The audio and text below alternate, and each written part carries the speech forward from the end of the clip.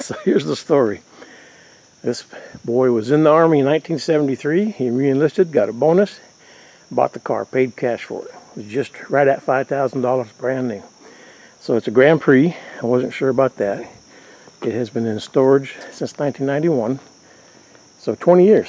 So I am taking on the project, just curiosity.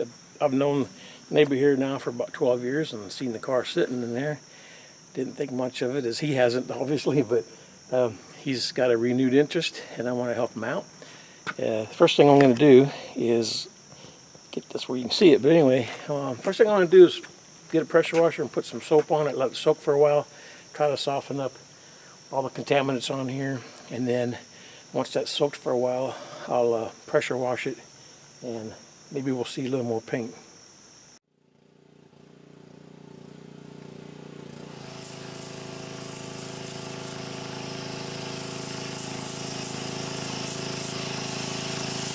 Alright, the idea is to let this soak now for a few minutes and soften up the contaminants as I mentioned, and then we'll just keep going.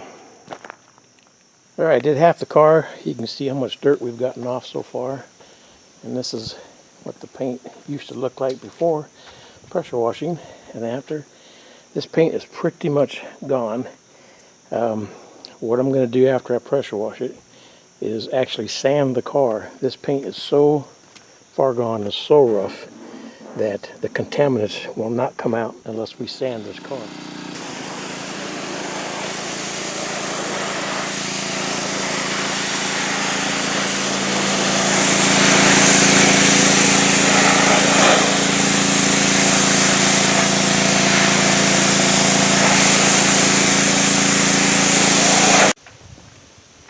You think, Dad, we can save it? What I want to do next is I got 420 grit, 320 grit. I'd never want to do this to any car except one that's this far gone. I just want to see if there's any paint left. Okay, let's see the panel here after sanding with 320 grit for a little bit. So what I did here is use my big monster pad with an extreme cutting agent, and this is the result.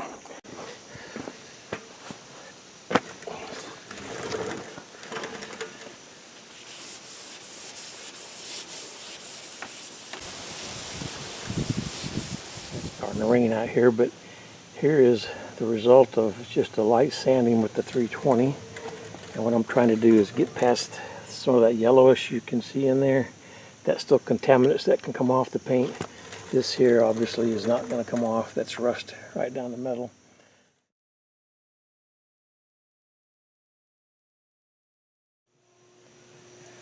I got you down as close as I can get because you can't really tell the difference, but maybe you can hear the difference. This is where I've sanded 120 grit, and this is where I have not yet. So you can tell it's quite a difference, and all I'm trying to do is get basically the contaminants as smooth as possible without losing paint. Although you can tell by looking at the ground we're losing a lot of paint. It's just can't be helped. Well, I'm working in the rain and the sun's not out, but I wanted to show the difference between the sanded side. This is with 120 grit, very aggressive, but this paint is all but gone. And you can see how dark and corroded this side is. That's what I'm working with.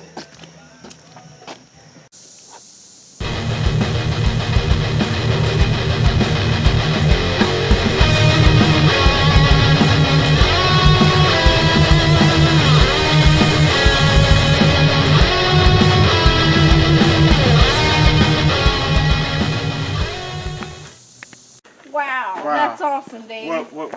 This is about 1,000,000 times better, Dave, than it was when we brought it. I can't believe you were able to do that. With all that caked on there? Unbelievable. Well, thanks, guys. It was a lot of fun. Fabulous job on it. Thank you.